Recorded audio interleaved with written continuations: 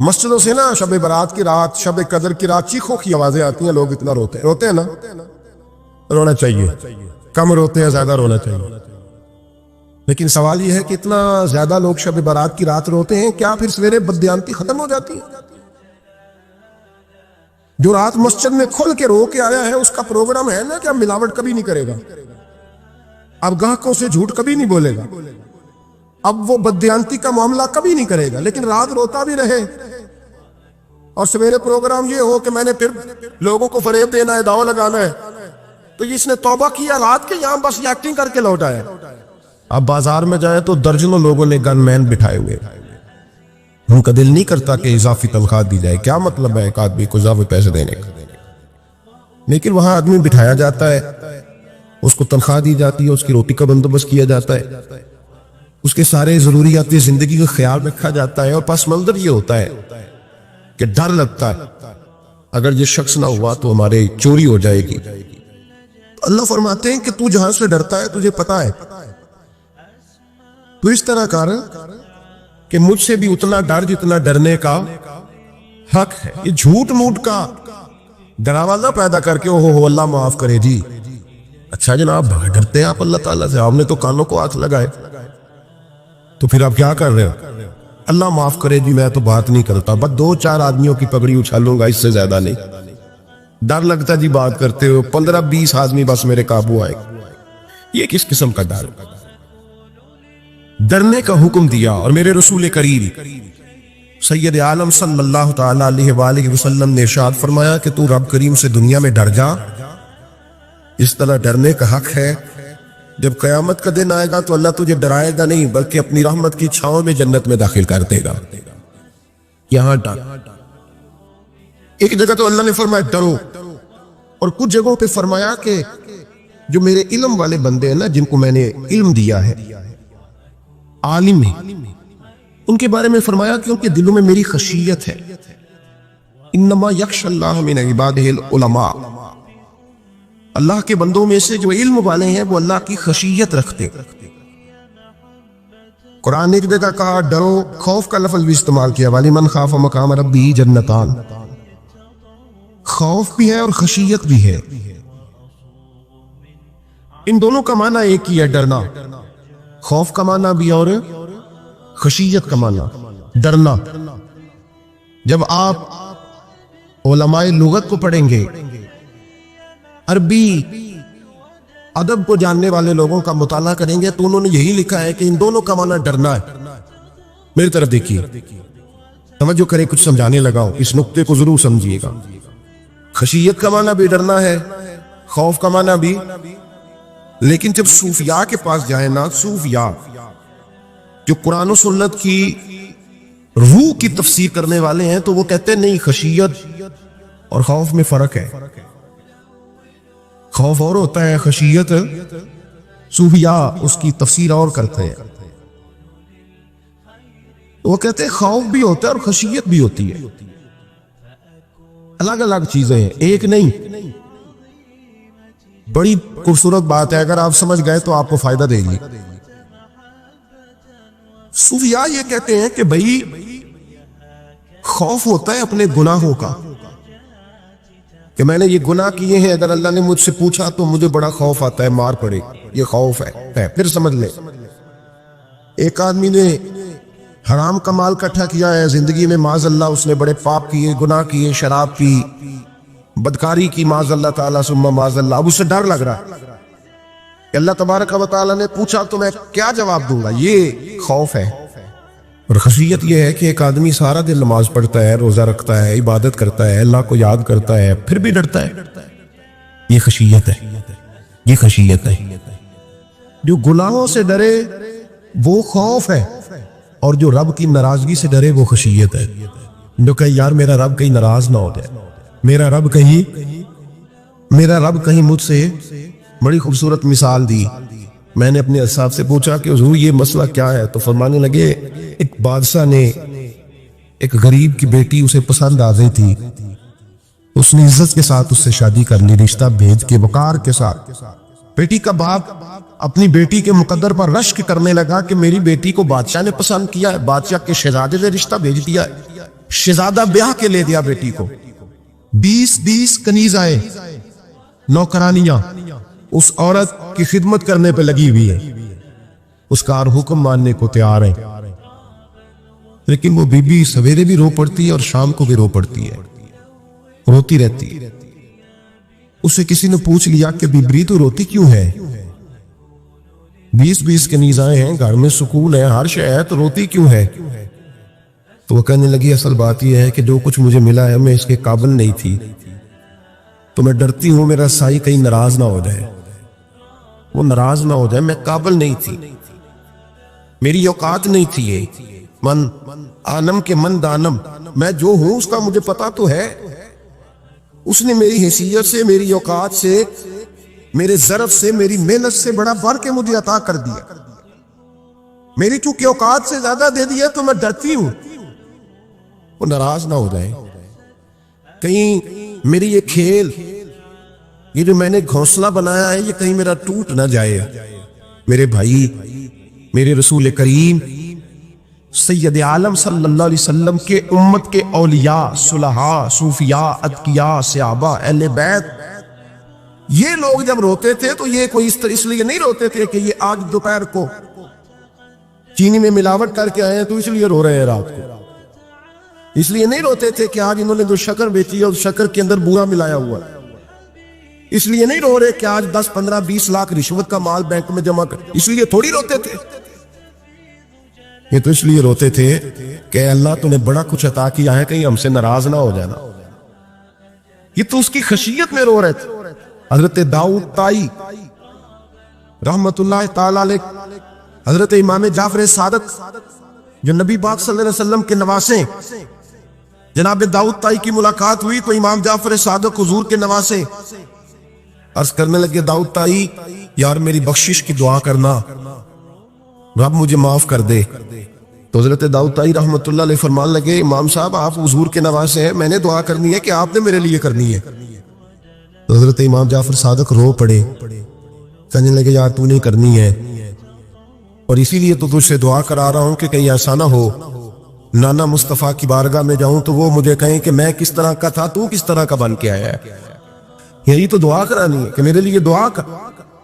जो जितना बड़ा होता था ना उतनी ज्यादा खशियत होती, और गुनाहगार के तो अल्लाह तबारक व तआला बाजों का सजा देता है, आंसू शर्ब हो जाते, उसको तो अपने गुनाहों पे रोना ही नहीं आता।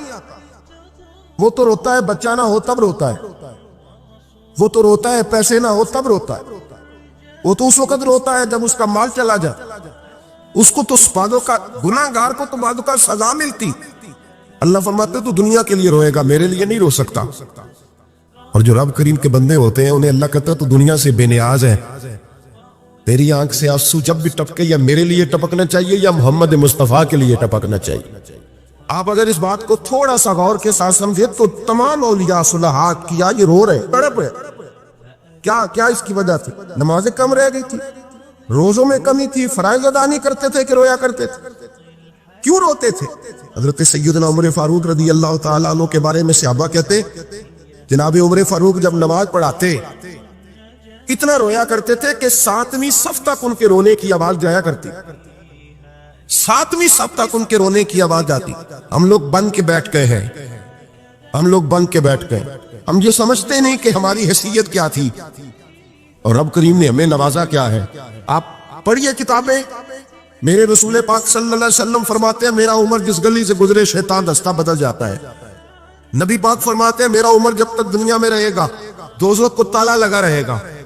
उस साहिब उज़्दुल गाबा ने लिखा है नबी पाक सल्लल्लाहु अलैहि वसल्लम ने हजरत जिब्रील अमीन को बुलाया, फरमाया चल मेरे उमर की शान बयान कर। तो हजरत जिब्रील अमीन अलैहिस्सलातु वस्सलाम अर्ज करने लगे या रसूल अल्लाह सल्लल्लाहु अलैहि वसल्लम 950 साल अगर अल्लाह मुझे उम्र दे, 950 साल रब उम्र दे और फिर भी मैं उमर फारूक के फजाइल बयान करूं तो मैं नहीं कर सकता, उम्र की शान मैं नहीं बयान कर सकता, 950 साल भी अगर मेरी उम्र हो। नबी पाक ने फरमाया फिर मेरे अबू बकर के बारे में अर्ज की या रसूल अल्लाह अबू बकर की तो बात उससे बहुत आगे की है। वो नबी पाक कितनी अजमत बयान कर रहे हैं, किस कदर ज्यादा रसूल करीम सल्लल्लाहु तआला अलैहि वसल्लम उनकी अजमत बयान करते हैं। हज़रत उमर क्या कहते हैं, वो लोगों को बताते फिरते हैं कि तुमने देखा है ना मेरी कितनी अजमत है, वो ये नहीं कहते। حضور فرماتے ہیں عمر کی بڑی شان، بڑی شان، بڑی شان. اور عمر کے پاس جب بھی کوئی جاتا ہے کہتے عمر آپ کا کیا مقام ہے؟ تو عمر فرماتے ہیں میں تو اونٹ چلانے والے کا بیٹا ہوں، میں تو اونٹ چلانے والے کا بیٹا ہوں، میں تو اونٹ چلایا کرتا تھا، میں تو 10 اونٹ نہیں سنبھال سکتا. حضرت فاروق اعظم رضی اللہ تعالیٰ عنہ سے کو پوچھتے جناب عمر آپ کا کیا حال ہے؟ تو آپ فرماتے یہ تو میرے مقدر ہے کہ میری بہن نے قرآن سنایا تو میں در رسول تک پہنچ گیا، ورنہ مجھے پوچھنے والا کوئی نہ ہوتا. کبھی جناب علی المرتضیٰ کا بازو پکڑ کے کہتے ہیں علی تو نہ ہوتا تو عمر ہلاک ہو جاتا. بھائی حضور شان بیان کرتے ہیں. نبی پاک کہتے ہیں میرے ابو بکر نے احسانات کیے، بڑے احسانات کیے، میں نے سب کا بدلہ چکا دیا، ابو بکر کا نہیں چکایا. اللہ کی بارگاہ میں عرض کروں گا یا اللہ تو اسے بدلے دے. اور جناب ابو بکر صدیق سے کوئی پوچھتا ہے ابو بکر آپ کا کیا حال ہے؟ ابو بکر صدیق فرماتے ہیں مجھ سے میرے اندر کا عالم نہ پوچھو، اگر قیامت کے دن اعلان ہوا نا کہ سارے لوگ بخشے گئے ایک باقی بچا ہے تو مجھے ڈر لگتا ہے کہ ابو بکر ہی بچ جائے گا جو نہیں بخشا جائے گا. مجھے ڈر آتا ہے. او بھائی بن کے بیٹھ گئے لوگوں کو پوچھ کر کے دیکھے کہتے کیا پاپ کیا، کیا ہو گیا؟ خشیت سے کانپتی ہوئی روحیں، تڑپتے ہوئے میرے رسول پاک کے غلام، اولیاء اللہ صوفیاء کرام کے رونگٹے کھڑے ہیں رب کریم کے خوف سے. جو جتنا مالک کو جانتا ہے اتنا کانپ رہا ہے، اتنا ڈر رہا ہے. جس کی آنکھوں سے آنسو خشک ہے مطلب یہ ہے یہ رب کو جانتا ہی نہیں. اسے کیا خبر اس کا جلال کتنا ہے، اسے کیا خبر اس کا عذاب کتنا ہے. تو کیا جانے ان بطش ربک لشدید، جب وہ پکڑتا ہے تو بڑا سخت پکڑتا ہے. حضرت عثمان غنی کو 3 دفعہ میرے نبی پاک نے فرمایا جنتی ہے، جنتی ہے.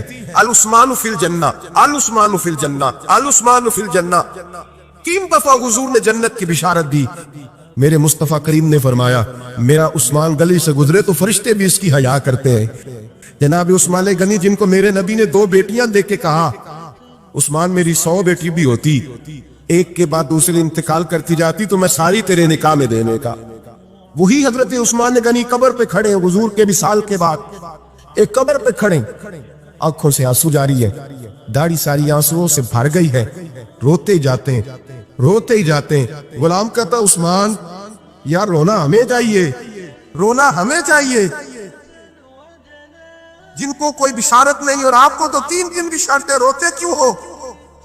جناب عثمان غنی فرمانے لگے جس مصطفیٰ نے مجھے جنت کی بشارت دی اسی رسول نے فرمایا تھا قبر آخرت کی منزلوں میں سے پہلی منزل ہے، آخرت کی منزلوں میں سے پہلی منزل. سوچتا ہوں اگر رب کریم نے عثمان سے حساب پوچھ لیا حساب کیسے دینا ہے میرے مصطفیٰ کریم نے. یہ تو بات ہے نا جناب عمر کی، یہ تو بات ہے حضرت عمر کی، حضرت ابو بکر کی، جناب عثمان غنی کی.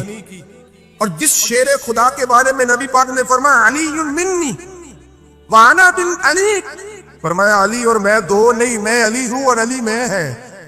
جن کو فرمایا من کنت مولا ہوں فہذا علی مولا، اس کا میں مولا اس کا علی بھی، اس کا علی بھی. جس مولا علی شیر خدا کو یہ درجہ دیا. ولی المرتضیٰ اٹھے ہیں، نماز کا وضو کیا ہے، مصلی کی جانب جانے لگے تو جناب علی کا وضو تھر تھر کانپنے لگا، صبح برسنے لگے. حضرت سیدنا امام حسن آگے بڑھے، ابا جی کیا ہوا؟ فرمایا حسن ڈر رہا ہوں، مالک کی بارگاہ میں جا رہا ہوں، کہیں رب علی کو دھتکار ہی نہ دے، کہیں مالک علی سے حساب ہی نہ پوچھ لے، کہیں اللہ تبارک و تعالیٰ ناراضگی کی نظر سے نہ دیکھ. او بھائی ہم لوگ اتنے دلیر، اتنے تگڑے، اتنے سیاہ، اتنے عقل مند، اتنے گناہوں کے پیچھے پہاڑ ہیں کہ مجال ہے کوئی ایک قطرہ وہ آنسو جو ہم نے سنبھال کے رکھے ہیں دنیا داری پہ بہانے کے لیے. کبھی اپنا حساب کر، کبھی سوچ. روز شکوہ کرتا ہے، کہتا ہے میرے پاس پیسے نہیں، گاڑی نہیں، کار نہیں، کوٹھی نہیں، سرمایہ نہیں.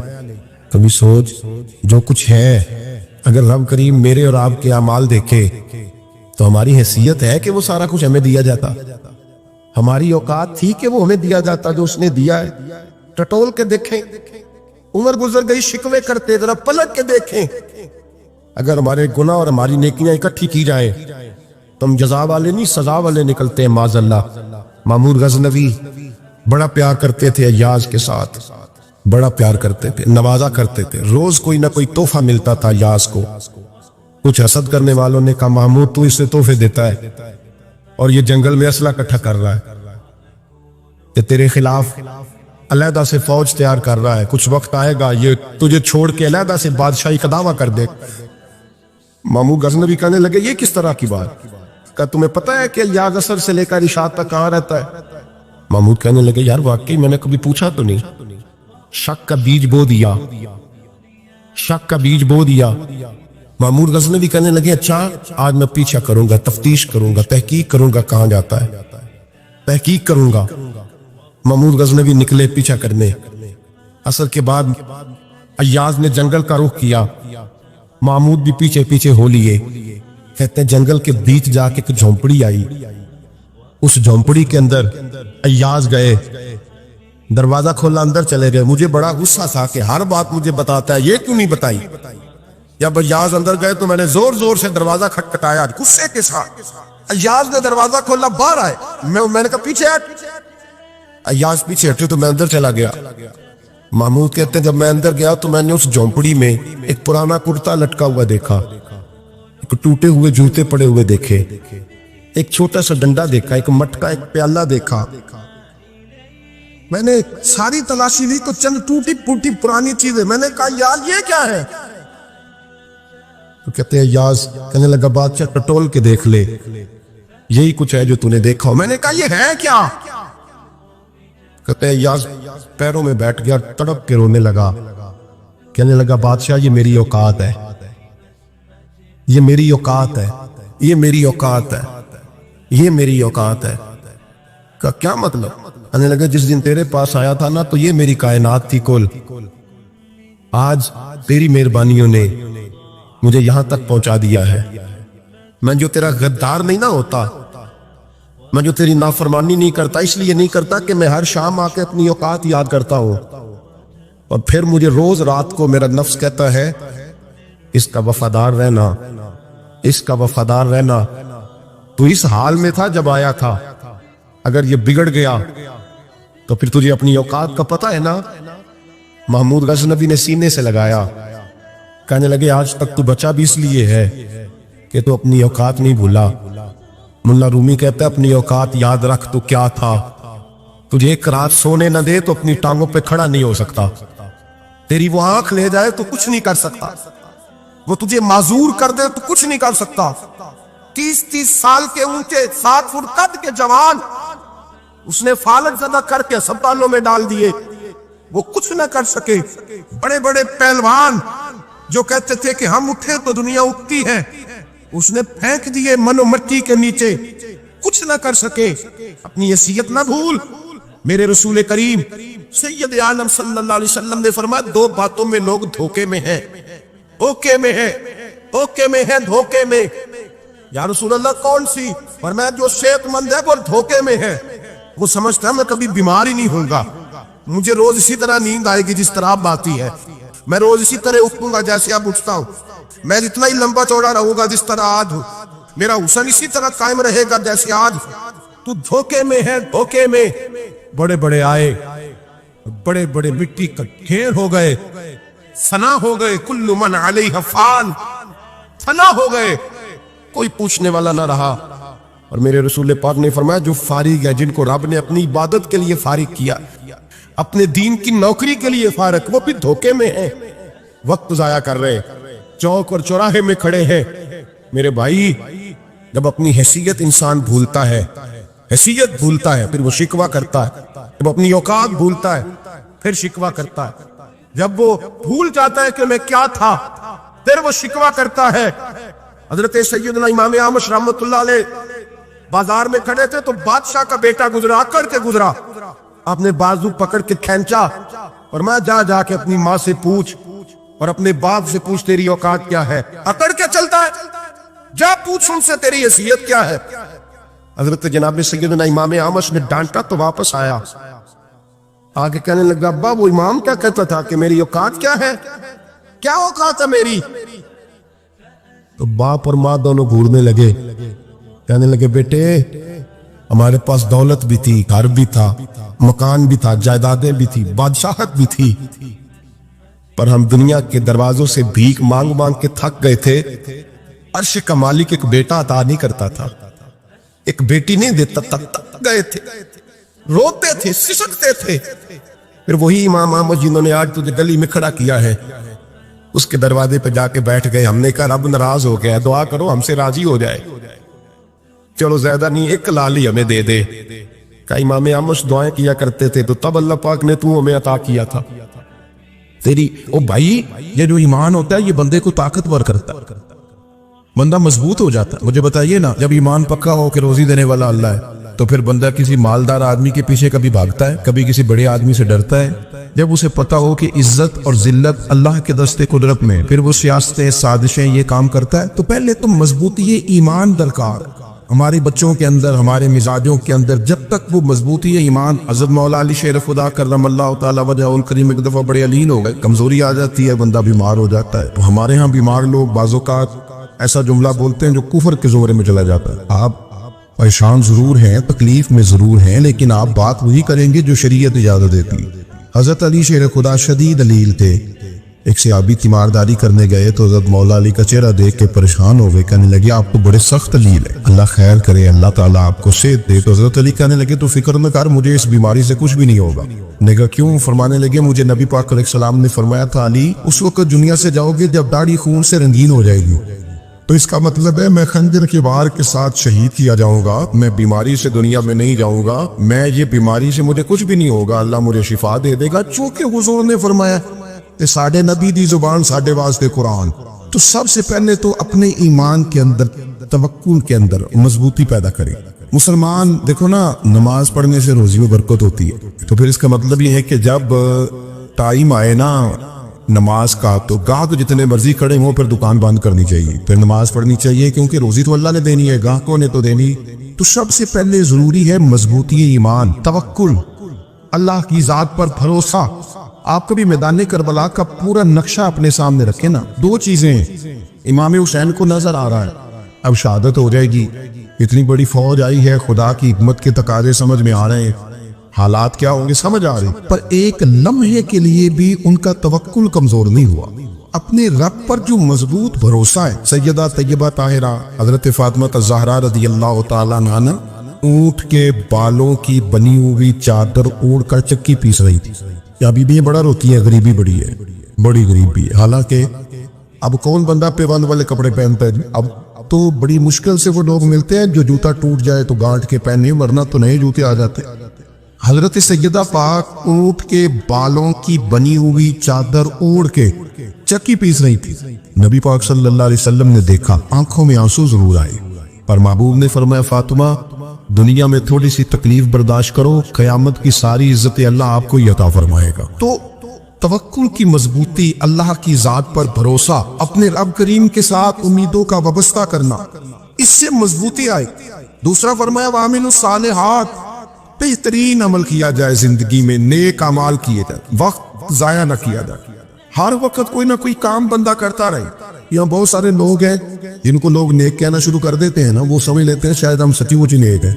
لوگ جو کہتے ہیں حضرت صاحب قبلہ، پیر صاحب قبلہ، میں یہ طالب علموں کو، دوستوں کو، بلکہ اپنے آپ کو بھی کئی دفعہ کہتا رہتا ہوں، اپنے آپ کو سمجھاتا ہوں کہ یہ لوگ تجھے کہہ رہے ہیں حضرت صاحب، یہ تو رات کو تو اپنے آپ سے پوچھنا، اپنے رب سے پوچھ، کبھی موقع ملے تو اپنی گریبان میں جھانک، غور کر کے تیری کیفیت کیا ہے، تنہائی میں تیرا دل اللہ سے جڑتا ہے کہ نہیں، عبادت میں دل لگتا ہے کہ نہیں، خدا کا خوف دل میں رہتا ہے کہ نہیں، غریب کی محبت، عزیزوں قربت والوں کا احساس طبیعت میں موجود رہتا ہے کہ نہیں۔ ویسے تو میرا مطلب ہے، لوگ کہہ رہے تھے حاجی صاحب آپ بڑے سخی ہیں، تو اس سے تو نہیں نا بندے نے سخی ہونا، سخی تو تب ہونا جب اللہ کی بارگاہ میں مقبول ہو، اعمال صالحہ، نیک کام، اور وہ کرتا رہے بندہ، کوئی بھی کام اسے نیکی کا مل جائے نا۔ دیکھنا اپنا معیار ہر انسان نے بنایا ہوتا ہے کامیابی کا۔ کچھ لوگوں کا خیال یہ ہوتا ہے کہ بچے میرے پڑھ گئے، اپنی اپنی جگہ پہ سیٹ ہو گئے، میں اب بڑے سکون میں۔ کچھ کی رائے یہ ہوتی ہے کہ میں نے سب بچے بچیوں کا بیاہ کر دیا ہے، گھر میرا بن گیا ہے، اب میں بڑے آرام میں ہوں، قرار میں ہوں، سکون میں ہوں۔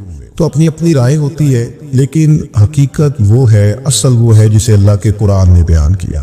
اللہ کریم نے فرمایا والعصر، اے محبوب علیہ السلام ہمیں آپ کے زمانہ مبارکہ کی قسم ہو، ان الانسان لفی خسر، فرمایا بے شک انسان خسارے میں، نقصان میں۔ اپنے تئیں کوئی دعویٰ کر لیتا ہے، آپ دیکھتے ہیں کہ بہت سارے لوگوں کے دعوے اپنے اپنے ہوتے ہیں نا۔ کسی بھی طالب علم سے آپ پوچھیں پیپر دے کے آئے تو پیپر کیسا ہوا ہے، تو کیا کہتا ہے؟ جب کینڈیڈیٹ الیکشن لڑتے ہیں تو رات کو جب وہ سوتے ہیں تو سارے جیت کے سوتے ہیں، ان کو سب یہی کہتے ہیں کہ لوگ سارے تیرے ساتھی ہیں۔ حالات کی جتنے بادشاہ حکمران ہوتے ہیں، ان کے بگڑنے کی بنیادی وجہ ہوتی ہے کہ یہ خوش فہمیوں میں مبتلا ہوتے ہیں۔ ہم میں سے بھی ڈھیر سارے لوگ ہیں جو خوش فہمیوں میں مبتلا ہیں۔ کچھ کہتے ہیں جناب ہماری نسبت بڑی تگڑی ہے، بھئی نسبت تو امام حسین سے تگڑی تو کسی کی نہیں نا، تو ساری رات نماز پڑھتے تھے، روزے رکھتے تھے، اللہ کو یاد کرتے تھے۔ آپ خالی نسبت پر بیٹھ کر عمل چھوڑ جائیں تو یہ کیسے ممکن ہے؟ تو اپنے اپنے تئیں لوگوں نے معیار کامیابی کے قائم کر لیے ہیں۔ اللہ فرماتا ہے کہ محبوب مجھے قسم ہو زمانے کی، انسان نقصان میں، یہ دن بدن جو وقت گزار رہا ہے تو اس کا نقصان، اس کا خسارہ، اس کا گھاٹا بڑھتا جا رہا ہے، روز نقصان میں۔ کتنا کتنا عمر کا حصہ لوگوں نے ضائع کر دیا، کتنے کتنے بہترین لوگ تھے لیکن روزی روٹی کے پیچھے وقت سارا برباد ہو گیا۔ یہ رزق حلال کے لیے دوڑ دھوپ ہو وہ تو بڑی بات، لیکن تکبر کے لیے اور خواہشات، بیجا خواہشات کی تکمیل کے لیے، ایک دوسرے سے آگے بڑھنے کے لیے بڑا وقت ضائع کیا لوگوں۔ اچھا کوئی بھی نہیں جیتا، خاندانوں میں بھی کوئی نہیں جیتا، برادریوں میں بھی کوئی نہیں جیتا، پر لڑائی ساری زندگی کی ہے۔